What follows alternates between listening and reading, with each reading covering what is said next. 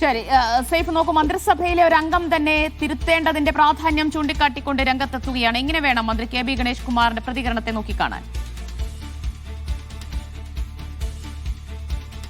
സൂചന നൽകുന്നതാണ് എല്ലാവരുടെയും പ്രതികരണം ദിവ്യ. അത് party general secretary M A baby തൊട്ട് മന്ത്രിസഭയിലെ മന്ത്രിമാർ വരെ തിരുത്തലിന്റെ സൂചന നൽകിക്കൊണ്ടാണ് സംസാരിക്കുന്നത്.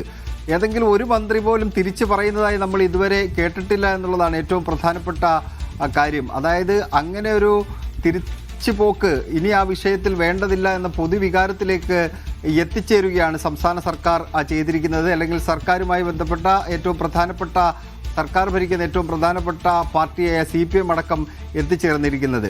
ഇതിപ്പോൾ ആചാരലംഘനത്തിന് സർക്കാർ കൂട്ടുനിൽക്കില്ല എന്നുള്ളതാണ് സർക്കാരിൻ്റെ നിലപാടെന്ന് പറയുമ്പോൾ ഇതുവരെ സംസ്ഥാന സർക്കാർ അത് പറഞ്ഞിട്ടില്ല.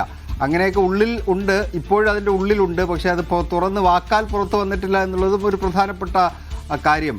മാറ്റും, വിധി ഈ നിലപാട് മാറ്റും എന്ന ധ്വനി വരുന്ന തരത്തിലാണ് കെ ബി ഗണേഷ് കുമാർ സംസാരിച്ചത്. അതുപോലെ തന്നെ എം എ ബേബിയുടെ വാക്കുകൾ, പാർട്ടി ജനറൽ സെക്രട്ടറി എന്ന് പറയുമ്പോൾ അതിൻ്റെ അൾട്ടിമേറ്റാണ്. ഈ പാർട്ടിയുമായി ബന്ധപ്പെട്ട ഏറ്റവും ഉന്നതമായ പദവിയിലുള്ള ആളാണ് എം എ ബേബി. അദ്ദേഹം പറയുന്നൊരു വാചകം നമ്മൾ ശ്രദ്ധിക്കേണ്ടിയിരിക്കുന്നു. സംഘർഷമുണ്ടാക്കുന്ന കാര്യങ്ങളിലേക്ക് പോകരുത് എന്നാണ് ആഗ്രഹം.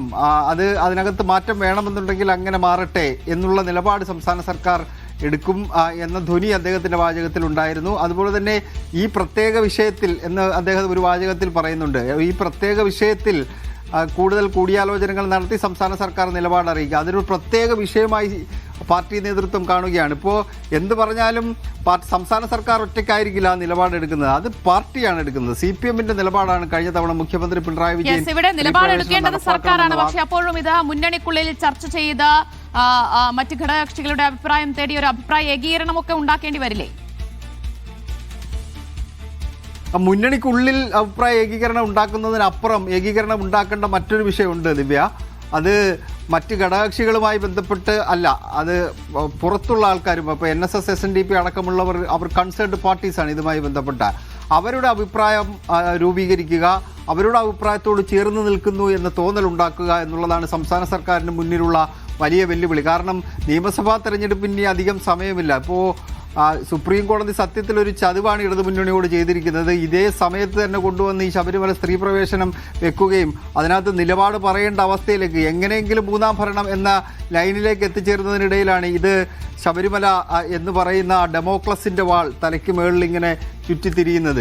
അതിനകത്തൊരു നിലപാട് പറയുക എന്നുള്ളത് അത് കൂടുതൽ കൂടിയാലോചനകൾക്ക് ശേഷമേ പറ്റുകയുള്ളൂ. മുന്നണിക്കുള്ളിൽ ദിവ്യ സൂചിപ്പിച്ച പോലെ മുന്നണിക്കുള്ളിൽ അഭിപ്രായ രൂപീകരണം ഉണ്ടാവണം.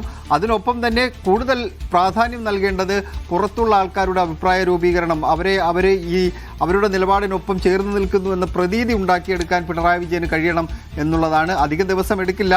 എന്തായാലും പാർട്ടി ജാഥയൊക്കെ കഴിഞ്ഞ് 1-2 ദിവസത്തെ വിശ്രമത്തിന് ശേഷം നേതാക്കന്മാരെല്ലാം തലസ്ഥാനത്തേക്ക് തിരികെ എത്തുമ്പോൾ സ്വാഭാവികമായിട്ടും അതിനകത്ത് കൂടിയാലോചനകൾ നടത്തും. ഞങ്ങൾക്കൊരാശങ്കയുമില്ല എന്ന മന്ത്രിമാർ മുഖത്ത് അങ്ങനെ പുറത്ത് പറയുമ്പോൾ മുഖത്തും കൂടി അത് വരുത്താൻ വേണ്ടി ശ്രമിക്കുന്നുണ്ട്. പക്ഷേ നമുക്കറിയാം, വരികൾക്കിടയിലൂടെ വായിച്ചെടുത്താൽ എല്ലാം അത് നിലപാട് തിരുത്തുമെന്ന കാര്യത്തിൽ തന്നെയാണ് എത്തിച്ചേരുന്നത്. എന്തായാലും ശബരിമല യുവതീ പ്രവേശനത്തിൽ ഒരു നിലപാട് മാറ്റമുണ്ടാകുമെന്ന സൂചന തന്നെയാണ് മന്ത്രിമാരുടെയും ഒപ്പം മറ്റ്